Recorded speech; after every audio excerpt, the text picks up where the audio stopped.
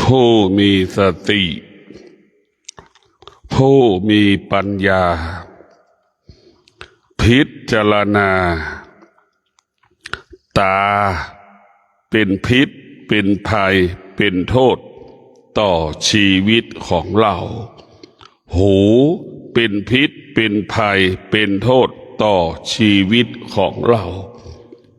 จมูกเป็นพิษเป็นภัยต่อชีวิตของเราลิ้นก็เป็นพิษเป็นภัยต่อชีวิตของเรากายของเราก็เป็นพิษเป็นภัยต่อจิตของเราท่านทั้งหลายความทุกข์เกิดขึ้นที่ไหนความสุขเกิดขึ้นที่ไหนก็เกิดขึ้นที่ตาที่หูที่จมูกที่ลิ้นที่กายที่ใจของเราท่านทั้งหลายผู้ที่มีสติผู้ที่มีปัญญาเท่านั้นจึงเห็นโทษจึงเห็นพิษเห็นภัยของตาเป็นผู้บ่อนทำลายชีวิตเราทุกวันบ่อนทำลายความสุขเราทุกวันบ่อนทำลายรายได้เราทุกวันบ่อนทำลายรายจ่ายเราทุกวันพวกเราพิจารณาดูว่าเป็นจริงหรือไม่ถ้าตาของเราหูของเราได้รับการฝึกฝนอบรมตาของเราก็จะเป็นตาของผู้รู้หูของเราก็จะเป็นหูของผู้รู้จมูกของเราก็เหมือนจมูกผู้รู้ลิ้นของเราก็เหมือนลิ้นผู้รู้ลิ้นของเราก็เหมือนลิ้นผู้รู้กายของเราก็เหมือนกายผู้รู้พวกเราทั้งหลายพิจารณาจิตของเราก็เป็นจิตของผู้รู้ทุกวันนี้ตามันเป็นผู้ไม่รู้อายตนะภายนอกภายในได้แก่ตาหูจมูกลิ้นกายใจมันเป็นผู้ไม่รู้มันไม่สามารถแยกแยะสิ่งนี้ดีสิ่งนี้ไม่ดีไม่ได้มันไม่สามารถแยกแยะได้ว่าสิ่งนี้เป็นสิ่งที่ควรรู้ไม่ควรรู้เวลานี้ตาหูจมูกลิ้นกายใจเราเหมือนถังขยะเหมือนถังขยะเศษทองคำก็อาศัยถังขยะเศษทองเหลืองก็อาศัยขยะเศษอาหารก็ไว้ในขยะมันเป็นขยะหมดเนี่ยพวกเราทั้งหลายหรือว่าคนตาย1 วันนี่คนตายเพราะตานี่กี่คนเราพิจารณาดูตายเพราะตากี่คนรู้สึกไม่พอใจต่อวันนี้กี่คนหลงไหลซึ่งกันและกันกี่คนไม่เคยรู้จักกันเลยแล้วก็เพิ่งรู้จักกันเนี่ยหลงไหลกันกี่คนเสียคนเสียใจเสียตัวเสียใจไปกี่คนต่อวันเนี่ยเราสูญเสียเงินเป็นจำนวนเท่าไหร่ด้วยตาของเรานี่แหละพวกเราทั้งหลายมันเป็นบ่อเกิดแห่งความทุกข์ทั้งสิ้นถ้าตาเราไม่ได้รับการฝึกฝนตาเราเนี่ยคือเป็นผู้บ่อนทำลายชีวิตของเราถ้าตาเราเป็นผู้รู้ถ้าตาเราเป็นผู้รู้ตาเรานั้นก็จะรู้สิ่งที่เราควรรู้รู้ว่าสิ่งนี้เป็นของร้อนรู้ว่าสิ่งนี้เป็นของเย็นรู้ว่าสิ่งเหล่านี้เป็นของเน่าของเหม็นมันจะรู้แบบนี้นะพวกเราทั้งหลายชีวิตของเราต้องได้รับการฝึกฝนอบรมโดยใช้สติปัฏฐาน4นี่แหละให้รู้สึกกายรู้สึกจิตเห็นกายเห็นจิตของเราเป็นที่ตั้งแล้วเอากายกับจิตนี่แหละเป็นหลักพิจารณากายของเราก็ต้องประกอบไปด้วยตา หูจมูกลิ้นกายใจตาของเราประกอบไปด้วยสิ่งเหล่านี้เมื่อตาของเราประกอบไปด้วยหูตาหูจมูกลิ้นกายใจแล้วพวกเราทั้งหลายตาหูจมูกลิ้นกายใจก็เป็นเครื่องมือของจิตจิตไม่ได้ฝึกฝนอบรมอีกจิตก็ไม่รู้ว่าสิ่งนี้เป็นทองคำมันก็ไม่รู้สิ่งนี้เป็นเพชรเป็นพลอยมันก็ไม่รู้เพราะจิตมันไม่ได้ฝึกจิตจึงเป็นจิตผู้ไม่รู้พวกเราทั้งหลายเมื่อจิตของเราเป็นจิตผู้ไม่รู้มันก็ไม่รู้จะว่าอะไรดีอะไรไม่ดีทั้งที่เป็นทองคำทั้งที่เป็นเพชรชั้นหนึ่งอัญมณีชั้นหนึ่งมันก็ไม่รู้พอมันไม่รู้มันก็เกิดความเสียหายกับชีวิตของเราเกิดความเดือดร้อนกับชีวิตของเราพวกเราต้องพิจารณาว่าเราแค่ตาของเรานี่มันนำความทุกข์มาให้เราวันได้กี่สิบครั้งตาเรารู้สึกสัมผัสกับวัตถุสิ่งของต่างๆเกิดสิ่งที่พอใจเกิดสิ่งที่ไม่พอใจได้กี่สิบครั้งล่ะเราต้องพิจารณาดูเป็นสิ่งสำคัญเป็นสิ่งจำเป็นที่สุดในพวกเราต้องพิจารณาผู้ที่มีสติปัญญาจึงรู้ว่าตาเป็นต้นกำเนิดเป็นต้นกำเนิดสุขเกิดที่ตาทุกข์เกิดขึ้นที่ตาถ้าตามันยังไม่รู้ตามันก่อนรับทั้งสองอย่างสุขเกิดมันก่อนรับทุกข์เกิดมันก่อนรับพวกเราทั้งหลายมันรับหมดทุกอย่างถ้าตาเราได้รับการฝึกฝนอบรมเรียกว่าตาผู้รู้หูตาของผู้รู้ก็จะไม่ยึดติดกับที่ตาที่มันสัมผัสกับรูปหรือที่ตามันสัมผัสกับสิ่งต่างๆสุขก็ไม่ต้อนรับทุกข์ก็ไม่ต้อนรับเพราะตามันเป็นผู้รู้ว่าสุขว่าทุกข์มันไม่เที่ยงสุขทุกข์มันเป็นอนิจจังสุขทุกข์เป็นสิ่งที่คงสภาพเดิมไม่ได้สุขทุกข์มันเปลี่ยนแปลงและแปรสภาพตลอดเวลาให้เราเข้าใจเช่นนี้ผู้ที่ฝึกจิตเท่านั้นถึงจะรู้ว่าตานั้นเป็นพิษเป็นภัยเป็นโทษหากตาเราไม่ได้รับการฝึกฝนนี่เราจะต้องได้ประสบแต่ความทุกข์แต่พวกเราต้องพิจารณาเราเสียเงินเพราะตาไปกี่รายล่ะพวกเราวันหนึ่งทั่วประเทศไทยเราเสียเงินไปกี่แสนล้านกี่หมื่นล้านล่ะทั่วโลกจะพิจารณาดูเราเสียเงินสูญเสียไปมหาศาลเพราะตาไม่ได้รับการฝึกฝนไปซื้อสิ่งของใดก็ได้สิ่งของที่ของปลอมของไม่มีคุณภาพพวกเราต้องพิจารณาดูตาผู้รู้ก็คือตาที่มีสมาธิเมื่อตามีสมาธิตาจะเห็นสิ่งใดจะขยายผลการรับรู้ของสิ่งนั้นให้เกิดคำว่าละเอียดสมาธิก็เปรียบเสมือนแว่นตา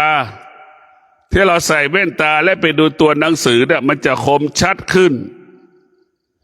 นั่นแหละพวกเราทั้งหลายสมาธิจะขยายผลการรับรู้ของตา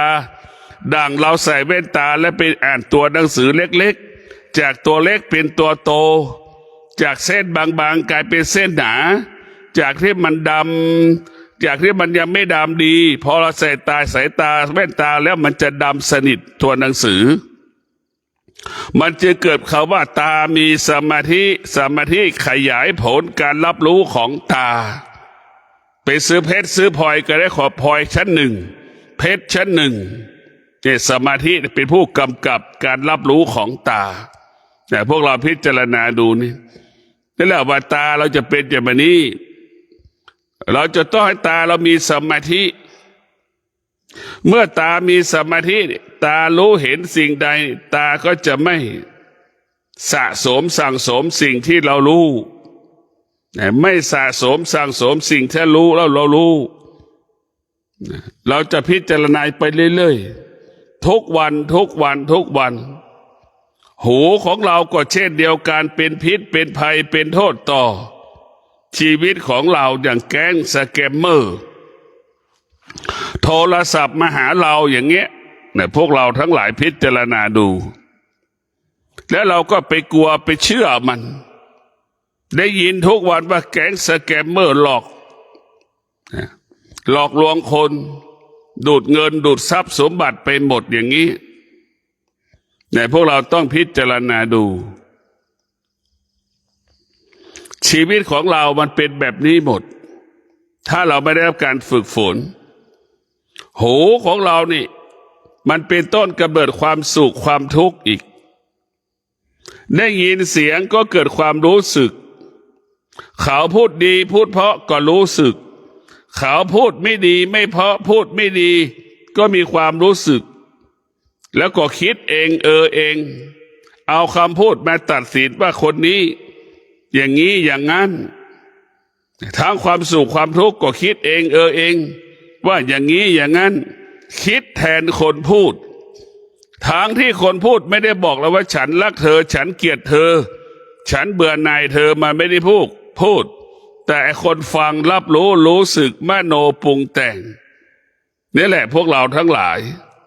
คิดเองเองเนี่ยหูของเราได้ยินเสียงนะคิดเองเองเข้าข้างตัวเองหลงตัวเองจนถึงที่สุดก็ถูกหลอกถูกโกงโดยเฉพาะการโลกสื่อสารปัจจุบันนี้ใช้โทรศัพท์สื่อสารหาคู่ครองมาใช้แอปหาคู่เสียงเหมือนเด็กอายุ18แต่ตัวจริงๆคนอายุ60อย่างเงี้ยเราก็หลงไหลไปแล้วแต่พวกเราทั้งหลายได้พิจารณาดูหลงไหลคำพูดขับไปแล้วเหมือนเรากินอาหารแทบจะอิ่มแล้วเห็นไหมอ้วกก็ไม่ได้อ้วกก็ไม่ออกนี่แหละพวกเราพิจารณาดูแล้วหลงในเสียงแล้วหลงในเสียงยึดติดในเสียงทำให้เราเสียงนั้นบ่อนทำลายคุณภาพชีวิตเราจะต้องมาฝึกหูของเราให้หูของเราได้มีสมาธิหูมีสมาธิแล้วว่าหูผู้รู้หูมีสมาธินะหูมันเมื่อความสงบเงียบเกิดขึ้นที่ตาผู้รู้จะรู้เห็นในละเอียดเมื่อความสงบเกิดขึ้นที่หูนั้นก็ละเอียดแต่พวกเราทั้งหลายเราได้บอกอย่างที่เรานั่งสมาธิหูได้ยินเสียงมันยังเป็นทุกข์เลยแต่หูมันได้ยินเสียงมันยังเป็นทุกข์นั่งสมาธิก็ยังเป็นทุกข์นึกดูนี่แต่พวกเราจะพิจารณาดูไม่ทำงานก็บอกว่าเป็นทุกข์พอไม่ทำงานก็บอกว่าไม่สนุกเบื่อเซ็งเห็นนะนี่แหละอานุภาพของกิเลสที่อยู่ในใจของคนทุกคนอานุภาพของความโลภความโกรธความหลงอานุภาพของอวิชชาที่อยู่ในจิตใจมาปิดบังความจริง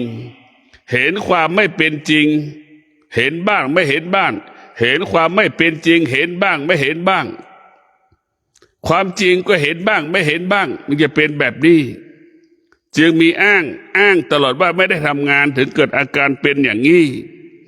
ก็คนที่ทำงานก็อ้างอีกฉันทำงานถึงฉันเป็นอย่างนี้ไม่มีรักพักผ่อนนี่แหละแต่พวกเราต้องไม่ได้เมื่อเราไม่ได้รับการฝึกฝนมันจะเป็นผู้ไม่รู้เมื่อมันเป็นผู้ไม่รู้แล้วมันจะทำผิดตลอดเวลานะแล้วมันก็จะเกิดอาการตลอดเวลามีงานหนักก็มีอีกอารมณ์หนึ่งพอมีงานน้อยก็อีกอารมณ์หนึ่งอารมณ์มันไม่สม่ำเสมอนี่เพราะเราสติเราอ่อนแอสมาธิเราอ่อนแอมันจึงปกครองอารมณ์ไม่ได้เพราะฉะนั้นพวกเราสติปัญญาเนี่ย สำคัญที่สุดเราจะต้องให้เรามีปัญญาปัญญามันก็อยู่ในสมาธิสมาธิก็อยู่ในปัญญาทั้งปัญญาสมาธิก็อยู่ในศีลศีลก็อยู่ในปัญญาศีลก็อยู่ในสมาธิมันจะเกิดคำว่าความดีคนดีของดีของบริสุทธิ์จึงเกิดขึ้นกับสิ่งเหล่านี้แต่พวกเราต้องพิจารณาแต่หูของเราเนี่ยมันสูญเสียเงินไปเท่าไหร่ต่อวันนี่พวกเราพิจารณาดูเราสูญเสียไปเท่าไหร่หลงเขาเสียใจกี่คนต่อวันถูกเขาหลอกกี่ครั้งเชื่อคำพูดเขานี่กี่ครั้งที่เขาหลอกเราละพิจารณาดูพวกเราต้องพิจารณาดูทุกวันทุกวันทุกวันทุกวันจึงเกิดความเห็นความจริงสิ่งที่ดีกับสิ่งที่ไม่ดีเกิดขึ้นที่หูทั้งหมดแล้วก็จึงรู้ว่าทั้งตาทั้งหูก็รู้อีกว่ามันไม่เที่ยงมันไม่เที่ยงสิ่งเหล่านี้มันเปลี่ยนแปลงปรากฏขึ้นแล้วมันก็เปลี่ยนแปลงเกิดขึ้นแล้วมันก็ดับสิ่งเหล่านี้เรารู้ได้สัมผัสได้มันไม่สามารถคงที่เหมือนก้อนน้ำแข็งมันก็แปรสภาพไปตลอดเวลาเหมือนลูกอมที่เราอมอยู่ในปากมันก็หมดสิ้นไปตามกาลเวลาเหมือนข้าวในจานข้าวในถาดในโต๊ะอาหารที่เรากินมันก็เปลี่ยนแปลงหมดสิ้นไปมันก็เป็นเช่นนั้นแหละสุขทุกข์ก็มีระยะเวลาดังเรากินข้าวแต่ความสงบยาวนานในพวกเราทั้งหลายเราต้องการความสงบเป็นสิ่งเราต้องการความสงบเป็นสิ่งที่ยาวนานที่สุดของชีวิตสุขมันต้องการแค่เวลาแค่เราสุขเราต้องการมันแค่บางเวลาเหมือนเรากินข้าวมีความสุขพอท้องเริ่มอิ่มเต็มแล้วลำไส้เริ่มเต็มแล้วจะเกิดอาการละอาหารเริ่มไม่อร่อยพออาหารไม่อร่อยก็จะไม่กินลุกสุขทุกข์เราต้องพิจารณาให้มีระยะเวลาเราดังกินข้าวสุขทุกข์เราพิจารณาดูที่มันเกิดขึ้นเหมือนมีระยะเวลาเท่ากับเข้าห้องน้ำให้เราคิดอย่างนี้พวกเราต้องพิจารณาเวลาเรานอนเนี่ยมันสงบเราต้องการมากที่สุดสุขทุกข์เราต้องการแค่บางเวลาแต่ความสงบนั้นเราต้องการมันตลอดเวลาทุกลมในหายใจแม้กระทั่งในความสุขเราก็ยังต้องการอยู่ความสุขยังไม่เพียงพอนะในความสุขก็ยังต้องการความสงบไม่อีกในพวกเราพิจารณาดูในความสุขที่มันเกิดขึ้นมันยังต้องการความสงบอีกเหมือนชายหญิงเมื่อเจอกันแล้วมันก็จะเกิดว่าความสุขอีกคนหนึ่งไม่ตอบสนองในความสุขนะเห็นไหมมันก็จะต้องการความสงบเกิดขึ้นในความสุขสุขนั้นถึงจะสุขที่แท้จริงเรียกว่าสุขสงบสุขนะคือสุขที่สมบูรณ์บริบูรณ์ของโลกมนุษย์ถ้าสุขตัวเดียวนี้เป็นสุขที่เป็นพิษเป็นภัยเป็นโทษดังสุขสามีดังสุขภรรยาวันเนี่ยฆ่ากันตายยิงกันตายทะเลาะกันตายผู้ใหญ่ไปผู้ชายไปมีผู้หญิงผู้หญิงไปมีผู้ชายเนี่ยเท่าไหร่ล่ะเป็นสุขนี่แหละมันทะเลาะกันสุขตัวเดียวได้เป็นพิษเป็นภัยถ้าสุขสงบสุขไม่เป็นพิษไม่เป็นภัยเป็นประโยชน์เกิดประโยชน์สุขภาพดีอายุยืนนี่มันแตกต่างกับสุขสองตัวสุขกับความสงบกับสุขของความสุขของเฉยๆนี่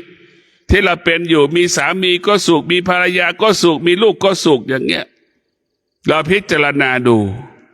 วันหนึ่งนี่สามีทำให้เราทุกข์ใจกี่ครั้งวันหนึ่งภรรยาทำให้ทุกข์ใจกี่ครั้งเราพิจารณาบ้างวันหนึ่งลูกเรานี่เป็นลูกนะครับเราเสียใจกี่ครั้งเราต้องพิจารณาวันหนึ่งลูกทำเราดีใจกี่สิบครั้งเราพิจารณาแบบนี้ทุกวันในทุกวันธรรมชาติของตาต้องการรับรู้สิ่งที่ดีธรรมชาติของหูก็ต้องการรับรู้ของสิ่งที่ดีนี่คือธรรมชาติของมันใครพูดเพราะหลงแล้วคำพูดอีกคนหนึ่งก็เหมือนกาว คนที่หลงไหลคำพูดก็เปรียบเสมือนหนูติดกาวมันหลอกเราหมดสามีหลงไหลภรรยาแค่ตาเห็นรูปภรรยาตัวเองก็หลงไหลภรรยาก็กลายเป็นกาวสามีก็กลายเป็นหนูติดกาวภรรยาก็ยึดทรัพย์สมบัติหมดหลงภรรยาตัวเองทุกอย่างเป็นของเมียหมดนะของภรรยาตัวเองหมดเลยนะวันหนึ่งเลิกทะเลาะกันขัดแย้งกันหย่าร้างกันผู้ชายมีแต่ตัวผู้หญิงตกอยู่ใต้อำนาจผู้ชายหลงผู้ชายอีกหลงในรูปผู้ชายผู้ชายก็กลายเป็นกาวผู้หญิงก็กลายเป็นหนูติดกาวผู้ชายพูดอะไรมา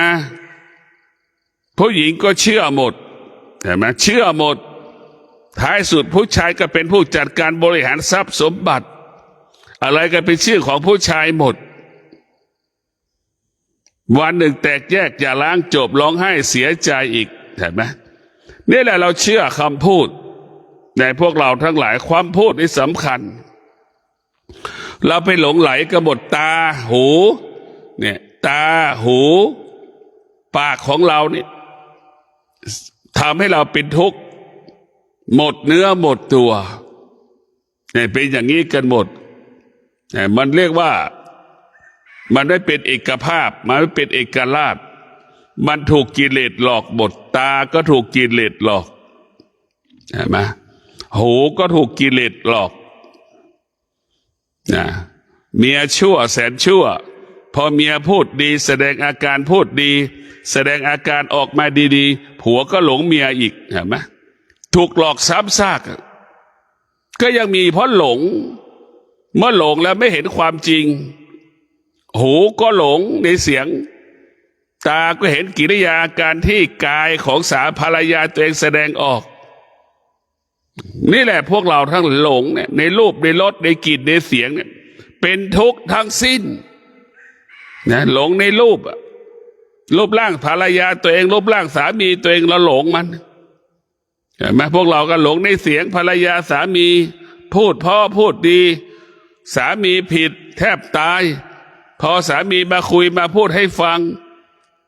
ขอให้ตามสามีอารมณ์ที่รุนแรงหายหมด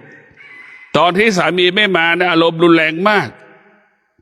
เหมือนจะฆ่าสามีตัวเองตาย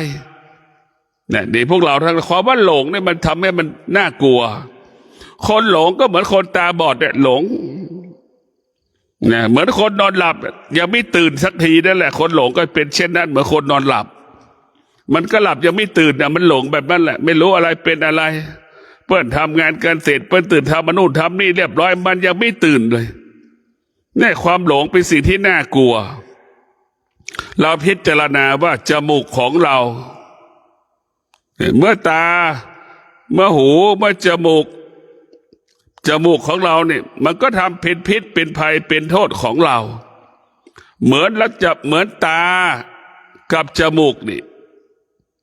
จมูกกับตานี่มันชอบทำนะชอบล่วงละเมิดซึ่งกันและกันตาเห็นรูปของอาหาร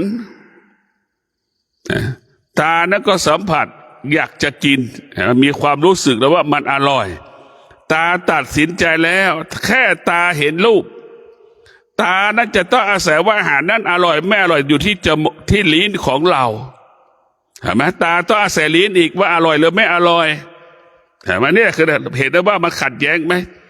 ตาไปทำหน้าที่ตัดสินว่าอาหารนั้นอร่อยเห็นรูปแบบมันสวยดีมันน่ากินอยากกินแล้วคิดแล้วอย่างนั้นอย่างนี้อันนี้คือตาทำหน้าที่แทนปากแทนลิ้นเห็นไหมทำที่แทนลิ้นเอาอีกหูก็เอาอีกแล้วหูก็ชอบทำหน้าที่ผิดพลาดมาตลอดผิดพลาดดังหูเนี่ยได้ดังจมูกไม่ใช่หูจมูกของเราเนี่ยทำหน้าที่ผิดพลาดมาตลอดในพวกเรากินอาหารที่มันเหม็นกินอาหารที่มันหอมเนี่ยเราก็ตัดสินใจเลยว่ามันไม่อร่อยเราก็ตัดสินใจแล้วว่ามันอร่อยทำหน้าที่แทนลิ้นอีกแล้วเห็นไหมมันผิดพลาดอีกแล้วนี่แหละคือพวกเราหลงทางอย่างเงี้ยรูปรสกลิ่นเสียงอาหารที่มัน เหม็นเห็นไหมปลาร้าอ่ะเดี๋ยวเราไปกินแล้วเกิดไปหลงในรสชาติอาหารอีกอาหารที่มันกินที่มันหอมเรากลับไปกินมันไม่อร่อยอีกเห็นไหมนี่มันผิดพลาดไหมล่ะพวกเราทั้งหลายการจะตัดสินใจใดๆทุกครั้งมันขึ้นอยู่ที่ตาหูจมูกลิ้นกายใจของเรานี่แหละมันจะทำให้เราผิดพลาดเสียเงินเสียทองเสียตัวเสียของเสียทุกสิ่งทุกอย่างก็เพราะตาหูจมูกลิ้นกายใจที่มันโง่เขาเรียกว่าตามันโง่จมูกมันโง่ลิ้นมันโง่เนี่ยมันโง่หมดจมูกมันก็โง่จมูกนั้นเนี่ยมันเหมือนจมูกหมาที่ดมทองคำเนี่ยมันเป็นแบบนั้นหมดแหละแต่พวกเราทั้งหลายมันจึงทำให้เรามันโง่หมดเราต้องมาฝึกจิตเราต้องมาฝึกจิตเพราะตาหูจมูกลิ้นกายใจมันเป็นส่วนหนึ่งของจิตมันเครื่องมือมันเป็นเครื่องมือของจิตในพวกเราทั้งหลายความโลภเนี่ยมันเพิ่มความทุกข์ให้กับเรามันมีแต่เพิ่มความทุกข์ให้กับเราความสุขเนี่ยเพิ่มเป็นผู้สร้างความทุกข์ให้กับเราในความสุขเป็นผู้สร้างความทุกข์ให้กับเราเพิ่มก็มีลดก็มีมันเสียหมดโดยเฉพาะคนที่เป็นหลงเนี่ยมันได้อย่างเดียวอีกคนหนึ่งเสียอย่างเดียวนี่มันไม่ยุติธรรมได้ฝากให้พวกเราว่ากายของเรานี่ก็สำคัญเหมือนสามีหลงร่างกายของผู้เป็นภรรยาหลงกายของผู้เป็นสามีอย่างนี้เหมือนพ่อแม่หลงในร่างลูกตัวเองชมลูกร่างหน้าตาลูกตนเองอย่างนี้อันนี้แหละคือเราหลงในรูปหลงในกินหลงในรูปหลงในจิตก็หลงจิตไม่ได้ฝึกก็หลงหมดแต่พวกเราทั้งหลายเพราะฉะนั้นจึงเกิดคำว่าตาเป็นพิษเป็นภัยเป็นโทษหูก็เป็นพิษเป็นภัยเป็นโทษจมูกก็เป็นพิษเป็นภัยเป็นโทษลิ้นก็เป็นพิษเป็นภัยเป็นโทษพวกเราทั้งหลายกายของเราเป็นพิษเป็นภัยเป็นโทษต่อเราจิตก็เป็นเช่นนั้นเป็นพิษเป็นภัยเป็นโทษถ้าไม่ได้รับการฝึกฝนอบรมเมื่อตาหูจมูกลิ้นกายใจได้รับการฝึกฝนอบรมตาเราก็เหมือนช้างแสนรู้เห็นไหมกำกับนั่งได้เดินได้ควบคุมได้นั่นแหละพวกเราทั้งหลายถ้าตาเราเป็นตาแสนรู้เราจะกำกับตาได้ไม่ให้มันหลงในรูปได้ให้มันรู้เฉยๆให้มันผ่านเหมือนเรานั่งรถเมล์ผ่านเหมือนเรานั่งเครื่องบินผ่านเห็นท้องทะเลเห็นท้องทะเลเห็นภูเขาเห็นท้องนาเห็นรถให้มันผ่านรู้เฉยๆรู้แล้วเพื่อผ่านให้เป็นแบบนั้นแหละพวกเราทั้งหลายเราฝึกหูของเราเนี่ยให้เป็นงัวแสนรู้ในพวกเราทั้งหลายฝึกหูของเราให้ฝึกเหมือนงัวแสนรู้จมูกของเราฝึกให้เหมือนงูแสนรู้เราฝึกมาให้เป็นอย่างนั้นหูผู้รู้ลิ้นของเราก็ให้ฝึกฝนเหมือนม้าแสนรู้เราฝึกฝนลิ้นเราให้เป็นม้าแสนรู้เหมือนม้าแสนรู้น่ะเรากำกับได้ควบคุมได้กายของเราก็เช่นเดียวกันเราจะต้องกายของเราฝึกฝนอบรมเหมือนกระต่ายแสนรู้อย่างนี้เราพิจารณาเอาเหมือนกระต่ายแสนรู้เราฝึกจิตของเราเหมือนนกแสนรู้นกแก้วนกขุนทองให้ฝึกให้เป็นอย่างนั้นเมื่อเรานึกดูเมื่อตาหูจมูกลิ้นกายใจอายตนะทั้ง6อายตนะ12ภายนอกภายในนี่มันรวมกันเป็นหนึ่งมันจะไม่ขัดแย้งกันมันจะมีความสามัคคีต่อกันเราจะเห็นได้ว่าเอาตารวมกันก็เหมือนเอาลิงเอาช้างตัวน้อยลิงตัวเล็กช้างตัวเล็กไก่ตัวเล็กเสือตัวเล็กหมาตัวเล็กมาอยู่ร่วมกัน6ชนิดตั้งแต่มันแรกเกิดพวกเราทั้งหลายมาอยู่ร่วมกันได้มันสัมผัสกลิ่นกันเนี่ยเราพิจารณาจริงๆเสือนี่จริงๆมันไม่ได้ดุดังที่คนทั้งโลกเข้าใจ เสือมันไม่ได้เกเรในพวกเราทั้งหลายเสือมันไม่ได้เกเรแต่เสือมันเห็นมันเป็นปกติของมันก็คือกินสัตว์ใหญ่เป็นอาหารเนี่ยก็เพราะลำไส้มันใหญ่นะพวกเราทั้งหลายปกติของมันเป็นเช่นนั้นถ้ามันไม่หิวมันก็ไม่กินถ้ามันไม่หิวมันก็ไม่ทำลายเราในพวกเราทั้งหลายใจเรานี่สิดุยิ่งกว่าเสือเสือมันไม่ดุพอมันได้กินอิ่มแล้วเราเอาเท้าไปแย่มันยังนอนอยู่แต่ถ้ามันหิวไม่ต้องไปแย่ไม่ได้จมูกมันสัมผัสกับกลิ่นเราเนี่ยมันเกิดอาการทันทีเลยจมูกมันสัมผัสกับกลิ่นสัตว์นานาชนิดมันเกิดอาการเลยถ้ามันหิวเห็นไหมธรรมชาติของเสือเนี่ยจะว่ามันดุมันไม่ดุในพวกเราไอ้โคตรนี่แหละดุกว่าตาหูจมูกลิ้นกายใจมันดุกว่าเสือมันมีกำลังมากกว่าช้างนะมันมีกำลังมากกว่าช้างตาหูจมูกลิ้นกายใจมันรบกวนเราตลอดเหมือนแมลงวันบินตอมใบหน้าเหมือนยุงบินกระทบกับหูของเรานั่นแหละมันรบกวนเราตลอดเหมือนมดมันรบกวนเราตลอดเวลาในพวกเรา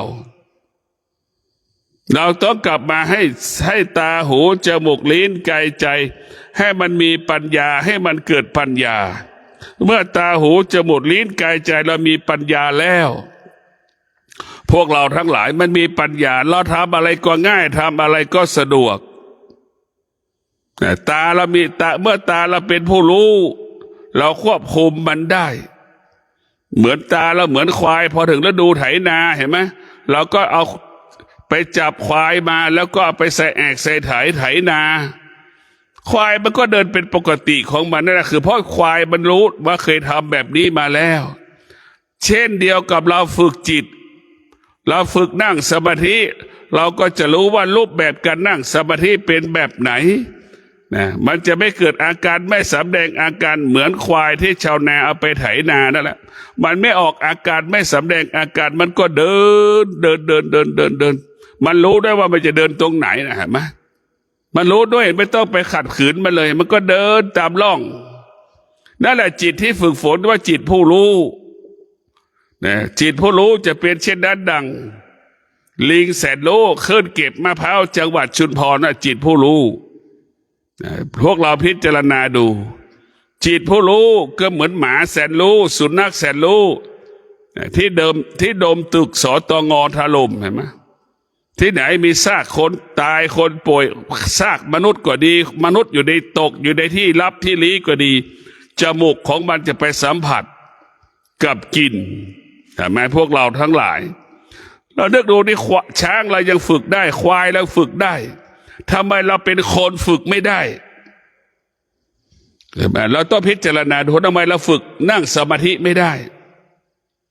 ทำไมเราอยู่กับความสงบไม่ได้ที่เราฝึกไม่ได้เพราะมันไม่ได้ฝึกถ้าเราฝึกมันก็เป็นอย่างที่เราก็เป็นอย่างที่สัตว์เหมือนควายนั่นแหละเหมือนช้างนั่นแหละเห็นไหมช้างอยู่ในป่ากับช้างที่อยู่กับคนมันแตกต่างกันช้างอยู่กับคนได้รับการฝึกฝนช้างอยู่ในป่ามันไม่รับการฝึกฝนมันก็ตกใจเป็นปกติของมันนะพวกเราต้องพิจารณาว่าชีวิตของเรานั้นอยู่ที่ตาหูจมูกลิ้นกายใจหมดเนื้อหมดตัวก็เพราะตาหูจมูกลิ้นกายใจมีทรัพย์มีสมบัติจำนวนมากมายมหาศาลก็เพราะตาหูจมูกลิ้นกายใจจะได้ทรัพย์เสียทรัพย์อยู่ที่ตาหูจมูกลิ้นกายใจเราจะเจ็บเราจะป่วยเราจะตายจะอายุยืนสุขภาพดีอายุสั้นก็อยู่ที่ตาหูจมูกลิ้นกายใจทุกอย่างมันเป็นประตูตาหูจมูกลิ้นกายใจเปรียบเสมือนประตูเปรียบเสมือนหน้าต่างประตูบ้านประตูรั้วบ้านประตูเข้าบ้านหน้าต่างนั่นแหละคือพวกเราประตูห้องนอนเนี่ยนี่แหละคือตาหูจมูกลิ้นกายใจเปรียบเสมือนประตูเหมือนหน้าต่างที่คอยปิดและเปิดถ้าเรามีสติปัญญาเราก็จะเปิดตาของเราต้องรับสิ่งที่เป็นกุศลทั้งสิ้น ต้อนรับสิ่งที่เป็นมงคลทั้งสิ้นก็คือศีลสมาธิปัญญาเนี่ยเป็นสิ่งที่เป็นมงคลกับชีวิตของเราเราจะต้อนรับสิ่งเหล่านี้ในพวกเราทั้งหลายเมื่อเราต้อนรับสิ่งเหล่านี้แล้วเราจะต้องพิจารณาว่าตาหูจมูกลิ้นกายใจของเรานั้นมันจะเป็นสิ่งที่ดีงามความดีงามก็จะเกิดขึ้นที่ตาหูจมูกลิ้นกายใจของเราพวกเราต้องพิจารณาดูทุกอย่างอยู่ที่ตาหูจมูกลิ้นกายใจเราต้องฝึกตรงนี้ฝึกตาหูจมูกลิ้นกายใจให้รู้เรื่องธรรมให้ตาหูจมูกลิ้นกายใจเป็นธรรม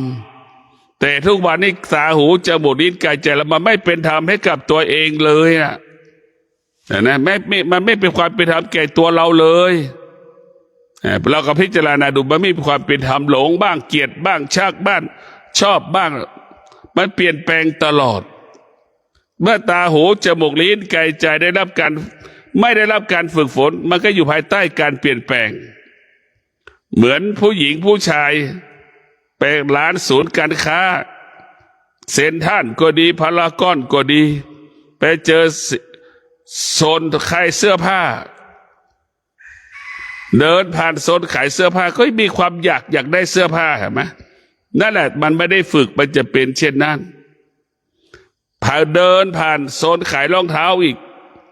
ก็ยังต้องการรองเท้าอีกเพราะรองเท้าไปหลายรูปแบบอยากได้อีกเห็นไหมนี่แหละจิตที่มันไม่ได้ฝึกตามันเห็นสิ่งไหนมันก็เป็นทุกสิ่งนั้นพวกเราแต่มันเป็นทุกตลอดเวลาตาเนี่ยมันจะหลงไหลตลอดเวลาได้ว่าตาเราไม่ได้รับการฝึกฝนมันจะเป็นผู้ไม่รู้เราต้องพิจารณาแบบนี้อย่างนี้ถ้าตาของเราได้รับการฝึกฝนอบรมตาของเราก็จะเป็นตาของผู้รู้มันจะไม่หลงตาหูจมูกลิ้นกายใจมันจะไม่หลงเราจะเห็นว่าคนโกงข้อสอบเนี่ยคนโกงข้อสอบผู้เข้าสอบก็โกงตำแหน่งเอาเงินไปซื้อตำแหน่งด้วยคำพูดที่เขาพูดไม่กี่คำเราก็หลงไหลแล้วยอมเอาเงินเสียให้เขาไปแจกไปมอบให้เขาแต่เวลานี้เดือดร้อนแล้วเนี่ยเพราะอะไรเพราะตาเห็นรูปว่าเป็นรูปร่างหน้าตาที่เขามาเป็นน่าเชื่อถือเห็นไหมพวกเราเห็นตาไปตัดสินแล้วว่าเขาเป็นคนดีหูได้ยินเสียงแล้วเขาพูดความจริงอีกแล้วมโนปรุงแต่งนะมันท้ายสุดก็ถูกหลอกทำให้เกิดปัญหาถึงทุกวันนี้ยังแก้ไม่ได้ไม่มีคำตอบให้กับประเทศของเราโกงข้อสอบแล้วเมื่อเรามีพิจารณาดูต่อความอยากทำให้เป็นทุกข์คนยากจนนี่เงินน้อยมีค่ามากเงินมีค่าสำหรับคนยากจนคนมีเงินไม่มีค่าเงินสมบัติไม่มีค่าเพราะฉะนั้นพ่อแม่ปู่อุ้ยแม่อุ้ยทั้งหลายปู่ย่าตายายทั้งหลายเนี่ยเงิน100ก็มีค่า20 บาทก็มีค่าเนี่ยพวกเราทั้งหลายไม่มีค่าบัตรคนจนอย่างเงี้ยเกิดขึ้นแล้วรัฐบาลคงจะคืนสิทธิ์ให้กับพวกเราละขอให้พวกเราได้มีสติการรับเงินมีสติใช้เงินที่รัฐบาลจะมอบให้กับเราแทบทุกคนอันนี้คนนั้นก็ทักท้วงคนนี้ก็ทักท้วงคนนั้นก็ขออุทธรณ์คนนี้ก็ขออุทธรณ์อีกมันทั่วประเทศเรียกว่าเราขาดสติขาดปัญญามองไม่ทะลุแก้ปัญหาไม่ทะลุมันจะเกิดปัญหาเป็นปัญหาจะทำให้มันดีคนทั้งประเทศดีใจที่รัฐบาลจะแจกเงินคนยากจนหรือบัตรสวัสดิการพอรัฐบาลจะคัดเลือกก็ทำให้ชาวบ้านเสียใจอีกความรู้สึกที่ไม่ดีก็เกิดขึ้นอีกเห็นไหมมีผลร้ายต่อรัฐบาลอีกนี่แหละพวกเราทั้งหลายการที่เราขาดสติขาดปัญญาการจัดการพัฒนาก็ดีแก้ปัญหาก็ดีมันไม่ทะลุรู้ไม่มันรู้ไม่มันรู้ไม่มันรู้แต่มันยังไม่เห็นสิ่งที่เรารู้เพียงคำพูด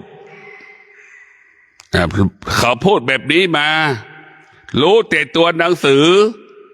อยู่ในกระทรวงทบวงคนส่งมาว่าอย่างนี้อย่างนี้อ้าวไอ้คนทักท้วงที่ไม่ได้รับสิทธิ์ก็ทักท้วงเห็นไหมนี่พวกเราพิจารณาดู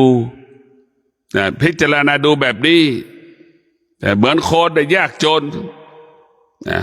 หลังคามีแต่สังกะสีฝาบ้านยังไม่มีเลยแต่มีรถเครื่องขี่เพื่อเอาไปเป็นพาหนะทำมาหากินอย่างนี้เราจะทำยังไงพวกเราบางคนก็ยากจนมีบ้านแข็งแรงสมบูรณ์ดีนี่เราจะพิจารณาอย่างไงมันรู้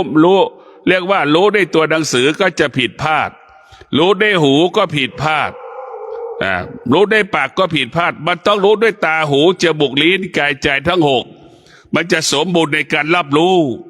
ทุกวันในการรับรู้เราไม่สมบูรณ์เมื่อเราไม่สมบูรณ์เนี่ย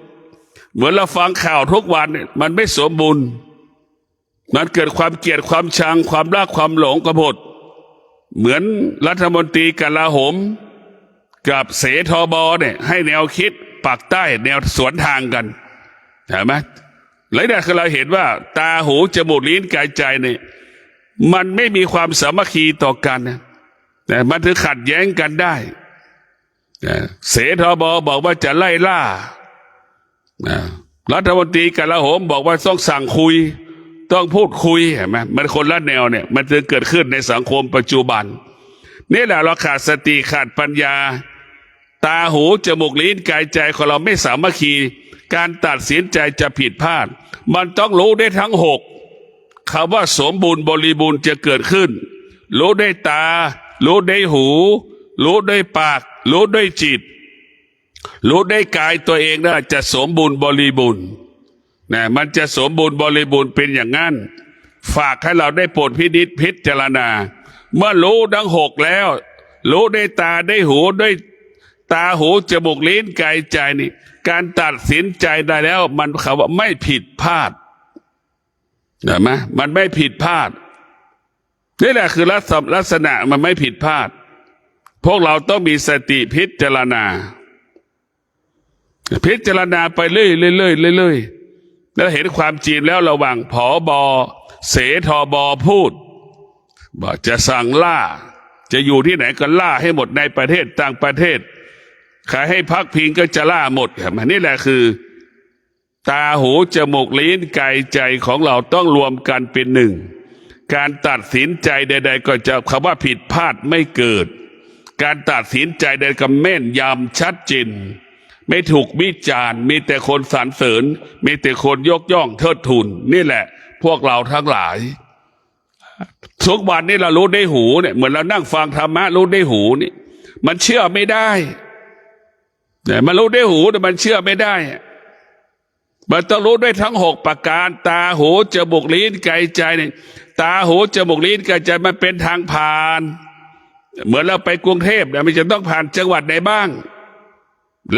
ลำพูนลำปางอย่างมันก็ผ่านไปจังหวัดตากกำแพงเพชรนครสวรรค์แล้วก็ผ่านเนี่ยนะคือเป็นเราต้องให้มันรู้ให้ทั่วจนถึงจะรู้ไปถึงตลาดบ่อชิดไปเลยไปรู้ไปเลยรู้ลงหัวลำโพงใหม่เลยแล้วรู้อย่างนี้ขนส่งสายใหม่สายเก่ารู้ให้หมดนี่แหละรู้แบบนี้แหละเรารู้ให้ทั่วรู้ให้ลึกเรียกว่ารู้ต้นน้ำรู้กลางน้ำรู้ปลายน้ำมาถึงจะรู้จริงแต่ทุกวันนี้มันรู้ด้วยตาอย่างเดียวอ่านแค่ตัวหนังสืออยู่ในกระทรวงทบวงกรมเห็นไหมมันจึงผิดพลาดขึ้นรู้ด้วยการฟังรู้ด้วยการพิจารณาเนี่ยเพราะฉะนั้นประเทศชาติของนี้ความขัดแย้งเกิดขึ้นเพราะหูนี่แหละเพราะคนไทยมีความรู้สึกเกินความจำเป็นคนไทยมีเหตุผลเกินความจำเป็นทุกยุคทุกสมัยมาออกมาขับไล่นายกรัฐมนตรีเราหมดมาสรุปแล้วเหมือนนายกรัฐมนตรีเราคนไหนไม่ดีเนี่ยแทบทุกยุคทุกสมัยไม่ดีสักคนอยู่ในหัวใจคนไทยแต่นึกดูเรากลับมาดูแล้วเราก็เลือกนายกมาได้อย่างไรล่ะเราต้องมีหลักให้กับแผ่นดินถ้าเรารักแผ่นดินเราต้องมีหลักก็คือสติสมาธิปัญญาหรือศีลสมาธิปัญญาเนี่ยเป็นหลักของคนดี เป็นหลักของคนดีศีลสมาธิปัญญาเป็นหลักของคนดีพวกเราพิจารณาดู